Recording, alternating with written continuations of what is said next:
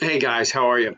What we want to do this week with our summary is we want to try to figure out how the heck a bunch of rebels, colonists from 13 very different colonies, not only attempted but eventually managed to pull off defeating really the world power, military power, Britain during the Revolutionary War. And I think the first really good snapshot we get is the Battle of Lexington and Concord. 800 British troops march out, and this is before the war. But they march out. They want to punish militia outside of Boston. And for the most part, the British adhere to what they want to get done, and they chase these militias off. But as the British march back towards Boston, the American colonists, all of whom could kind of shoot, if you wanted to put some meat on your table at tough times during the year, if you were the local school teacher, if you're the baker, or whatever, you might have to get that musket and put a little meat on the table.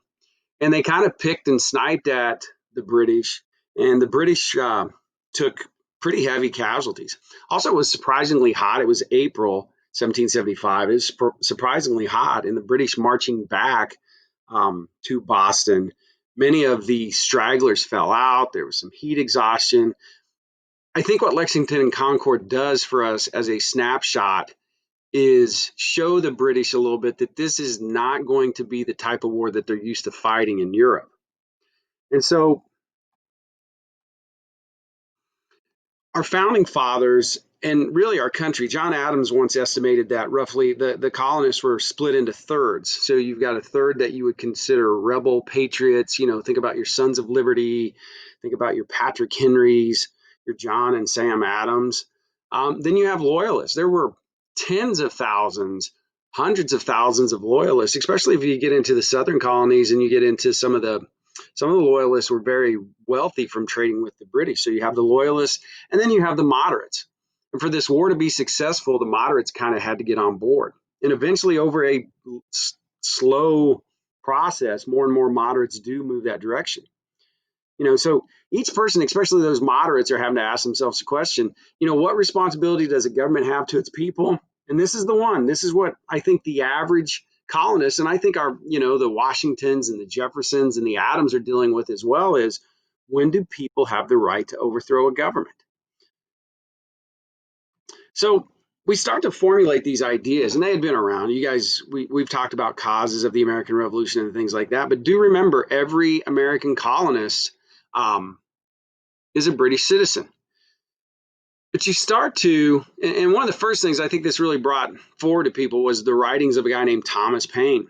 And Thomas Paine, who was Scottish and had been a voice against the strong centralized government of Britain in Europe and in the colonies, writes a pamphlet that was circulated across the colonies called Common Sense. And the basic thesis of Common Sense is what government is going to better meet your needs? Is it one that's across an ocean with the centralized king and parliament that really don't understand your needs?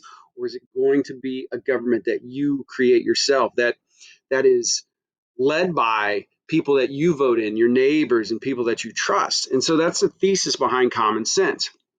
And then obviously you have the Declaration of Independence, drafted, written by Thomas Jefferson with edits from John Adams and Benjamin Franklin. And so I think one of the things that our founding fathers were very smart about is if you were going to make our rebellion legitimate, you had to justify as to why we are breaking from our form of government. And Jefferson went to great lengths to list a set of grievances against the British and list them. There's a part of the Declaration where he lists all these grievances against England. He specifically names King George and as to why independence is justified. Um, the Declaration is strong on the ideas of natural rights, the idea that upon birth, every person is entitled to life, liberty, and the pursuit of happiness. And then finally, that these rights, they are yours. You are born with these rights, and therefore it is a government's responsibility to help you attain those rights. And that's what they were fighting for. I do want you to see too an interesting timeline. Lexington and Concord is 1775. We don't have our Declaration of Independence until July of 1776. So there's this strange pseudo war that's taking place between the British and the colonists. So we're trying to build an army. We're trying to reach out to maybe some European help, the Dutch, obviously the French, their ally Spain, and trying to figure out we've just poked the bear at Lexington and Concord, and I think many of our founding fathers are like, oh, what did we just do? So, which moves us into, now that we've poked the bear, how do we win this war? How do we pull this off? Like any war, everybody has their strengths and weaknesses. Listen, you write this up on paper. If somebody, if there was a colonial Las Vegas, if you will, and they're putting odds on this thing, it's England by 4 touchdowns easily. Britain's got this. It's not the biggest army in the world, but Britain has in Europe probably the most well-trained army. If you wanted to move up the ranks in any stature, so if you're from the middle class and you kind of want to move up, if you could become an officer in the British military and kind of work your way up, then you could get into that next level. If you were poor, the British military offered you steady pay, benefits, place to live. So you would have these. The British Army was filled. It was a professional army filled with veterans who had fought across various British colonies and who had fought across Europe. The biggest England is an island nation, and as such, they had the world's best navy. And so much as our Air Force works today, Britain's Navy could move troops and supplies very easily. We had no Navy. We had no Navy whatsoever. We were able to put together some ships and we crafted a Navy together, but we really didn't have a Navy, and now we're taking on this huge Navy.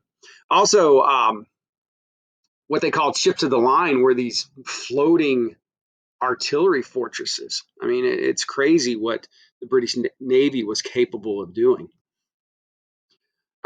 Some other advantages Britain had. They had advantages in the colonies. Remember, 1/3 of all the colonists were loyalists.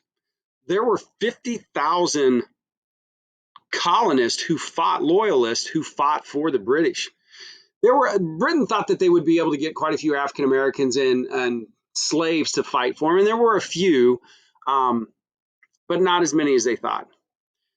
King George III was his royal family and his heritage is actually from present day Germany. And as such, King George had strong ties to German mercenaries. And so Britain hired about 30,000 mercenaries, some of the best. I mean, these are guys that fight for a living. Think about your military contractors today, and these were units that fought around Europe.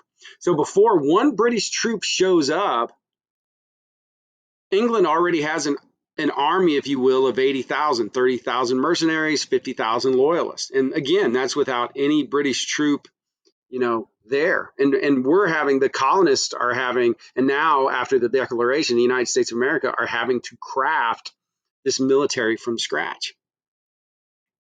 Now, there were, and you guys have seen this,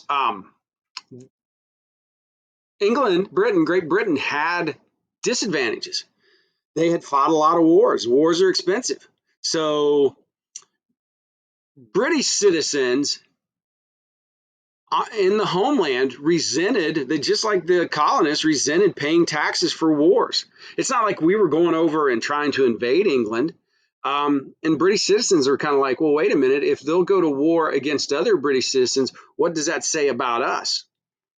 Britain also had to fight on very hostile territory. And this is weird for you and I to think about in the 21st century. But once you get past the main cities of Boston, Philadelphia, just outside of those cities, in fact, you get into some pretty thick wilderness and you get into some very wooded areas. And this did not befit the way England liked to fight their wars. They were very good in open warfare, but the dense, thickly forested areas just off the eastern coast of the United States. It's hilly in places, it's mountainous. It did not bode well for the English.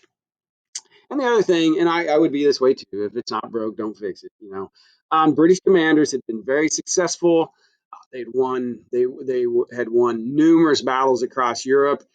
They were hesitant at best to try to adjust their tactics of how best to fight the United States. They just were unwilling to adjust their tactics as necessary to be successful.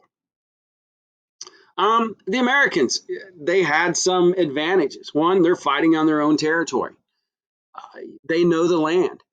They fought in that format. They've had since the 1600s. They've had to have militias ready to fight against the French from time to time. They had to be able to fight against Native American tribal people. If you were in the South, you might have some excursions with the Spanish. So many American colonists had some type of militia experience. You had enemies around you. The officers, and the epitome of this is George Washington. Most of the officers had experience fighting in the French and Indian War, and they knew how to fight in the territory of the United States of America. Yeah, I always find one of the great ironies, I think, of American history is George Washington. Like George Washington, who was an officer, a British officer during the French and Indian War, his goal in life was to become a British general. But at a certain point, the British were always hesitant to move up the ranks colonial officers, and Washington kind of couldn't move up any further. So at a certain point, he just resigned his commission, which then he becomes the commander in chief of the Continental Army. Now, of course, what are the disadvantages? And they're pretty clear for the Americans. We weren't well supplied. Where are we getting our money? Where are we getting money? Where are we getting ammunition? Where are we getting musket balls, cannons? No, I mean, it was day to day. Um, how do you train these guys? Yes, these guys have fought in militia formats. Maybe they've fought in skirmishes, but how do you turn these common citizen soldiers into an actual trained army and one that's capable of going toe to toe with the best army in the world? Um, and they could sign up soldiers for a certain amount of time, but once they went back, especially the farmers, they would, if you're a small business owner, you're a farmer, there would come a time where you needed to get back and bring your crop in, check on your family. So George Washington and other continental leaders really didn't know how many soldiers they would have at any given time. So it creates a real problem. Um, Eventually, you get through these pieces, and we'll tie this together with some of our other resources. But eventually, um, all this comes together in 1781. Washington's use of the territory, the French fleet comes and backs us up. And we actually are able in Virginia at Yorktown to kind of trap the main force of the British. And again, the British were pretty arrogant in the way they fought the war. If they ever got in a bad situation, they would retreat. They would retreat back to the coast, and the Navy would come save them. Well, in this one instance, all the pieces came together, and the French fleet had actually cut off the British fleet. The French fleet had been in the Caribbean. They're able to cut off the British, and General Cornwallis and the main fighting force of British soldiers get trapped. We trap them. It's over, and they're forced to surrender. And that's in 1781. Now, notice, I don't know why all American treaties seem like they're in Paris. So, at the Treaty of Paris, Great Britain recognizes the independence of the United States of America. And we gain, so our borders then, what becomes the early borders of the United States of America, it goes from Canada, all right, and then you go to the Mississippi River region, and then it pushes into the southern United States to about Florida. So you go all the way to the Mississippi River, up through the Great Lakes, and down as far south as what is current day Georgia, and that becomes the territory of this new country, this new recognized country, the United States of America. Now, I think it's really important for us.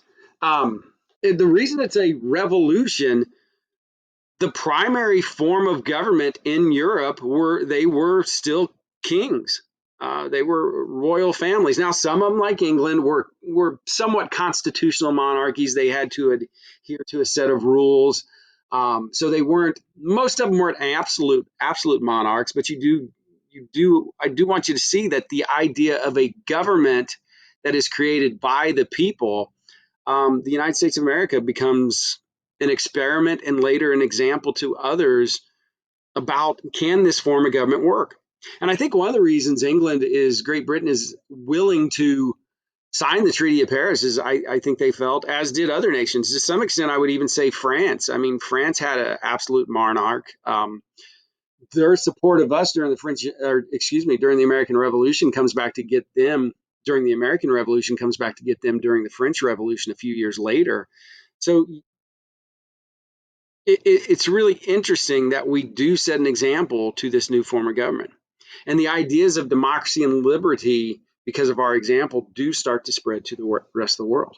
So I do want you to see these pieces, and I know this is a quick little take, but kind of the process of how this happened. Then if you get into some like the Battle of Trenton, the Battle of Saratoga, and break those down, you can kind of see some specifics as to why the way we fought was so frustrating to the British.